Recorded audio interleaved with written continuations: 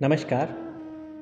स्वागत है आपका मेरे चैनल ज्योतिष तत्व में। आज हम बात करेंगे हिंदुओं के एक प्रमुख पर्व होली की, और होली से पहले जो होलिका दहन होता है उसकी। होलिका कौन थी ये सबको पता है। होलिका हिरण्याक्ष और हिरण्यकश्यप की बहन थी और भक्त प्रहलाद की बुआ थी। ऋषि कश्यप और राक्षस माता दिति की पुत्री। उसको ये वरदान प्राप्त था कि वो अग्नि में जल नहीं सकती।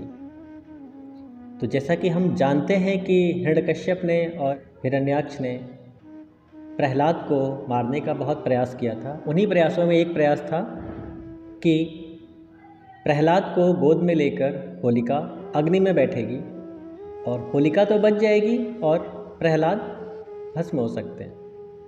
बट हुआ उल्टा, प्रहलाद बच गए और होलिका जल गई।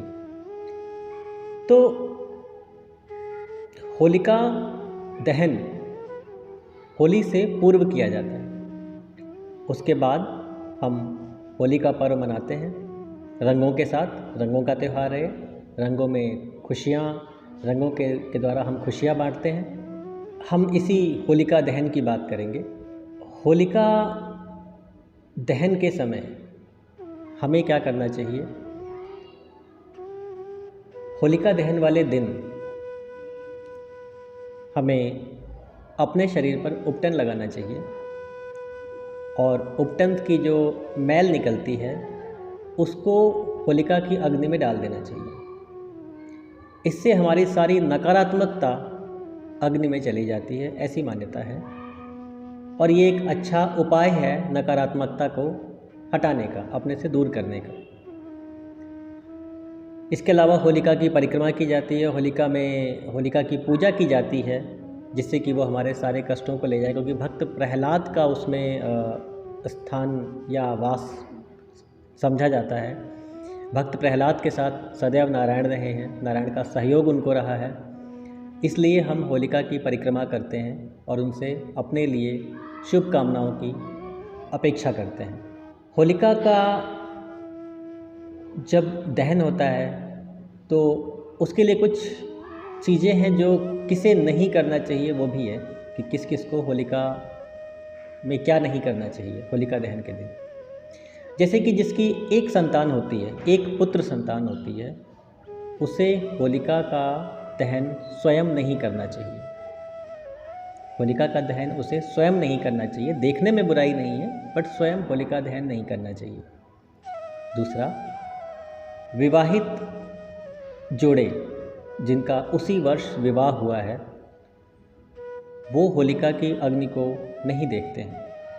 इसके पीछे मान्यता ये है कि होलिका का विवाह होने वाला था और विवाह से पूर्व उसे अग्नि में बैठने को कहा गया और वो भस्म हो गई, तो उसका विवाह नहीं हो पाएगा।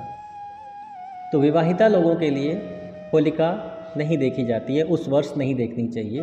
विवाहित जोड़ों को नहीं देखनी चाहिए। और जैसा ऐसी मान्यता है भी कि बोलते हैं लड़की की पहली होली अपने मायके में ही होती है, क्योंकि वो मायके में लड़की बन के ही रहती है और ससुराल में वो एक बहू बन जाती है। तो उसी मान्यता को लेकर जो विवाहित पुरुष या महिलाएं हैं जिनका विवाह उसी वर्ष हुआ है, उन्हें होलिका दहन नहीं देखना चाहिए। होलिका के दिन नवान्न पूजन का भी नियम है। नवान्न पूजन का अर्थ ये होता है कि उस दिन से नया, जैसे धान होती है, धान की जो बालियाँ होती हैं उसको लोग, उसमें आपने देखा होगा कि धान की बालियाँ उसमें गरम करते हैं और गरम करने के बाद उसको खाते हैं। तो उसी दिन से नवान्न ग्रहण भी शुरू हो जाता है। ये भी एक धारणा है। ये भी अच्छा माना जाता है कि अगर आपने होलिका की अग्नि में नवान्न को भून कर खाया है तो आपके पास साल भर नवान्न की कमी नहीं होती है। ये भी एक मान्यता है। होलिका के बाद लोग होलिका की जो जली हुई लकड़ियाँ होती हैं उसे अपने घर में रखते हैं। उनकी ऐसी मान्यता है कि होलिका की लकड़ी घर में रखने से धन धान्य की वृद्धि होती है। तो कई लोग ऐसा करते हैं, आपने देखा भी होगा कि रावण जल गया, रावण के जलने के बाद भी उसकी लकड़ियाँ लेके अपने घर चले जाते हैं। होलिका जल गई, होलिका जलने के बाद भी उसकी लकड़ियाँ अपने पास घर पे रख लेते हैं।